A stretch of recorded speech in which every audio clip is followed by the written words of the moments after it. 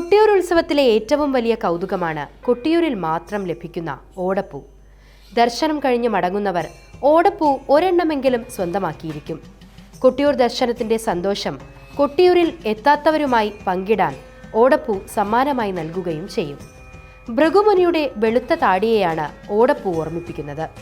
ദക്ഷയാഗത്തിന് നേതൃത്വം നൽകിയ ഭൃഗുമുനിയുടെ മറ്റു മുനിമാരുടെയും താടി രോമങ്ങളാണ് ഓടപ്പൂവ് എന്നാണ് കരുതപ്പെടുന്നത്. ശിവഭൂതങ്ങളുടെ തലവൻ വീരഭദ്രനും സംഘവും യാഗം തകർക്കാൻ എത്തിയപ്പോൾ ഭൃഗുമുനിയുടെയും മറ്റു മുനിമാരുടെയും താടി രോമങ്ങൾ പിഴുതെറിഞ്ഞുപോലും. ഓടപ്പൂവായി മാറിയത് ഇതാണെന്ന് കരുതപ്പെടുന്നു.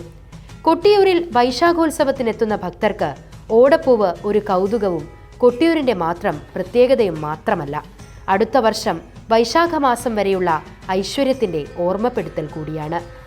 വയനാടൻ മലനിരകളിൽ നിന്നാണ് ഓടപ്പൂവിന് വേണ്ട ഈറ്റ ശേഖരിക്കുന്നത്.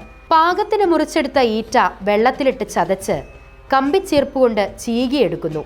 വീണ്ടും വെള്ളത്തിലിട്ട് സംസ്കരിച്ചതിന് ശേഷമാണ് പ്രസാദമാകുന്ന ഓടപ്പൂവാകുന്നത്.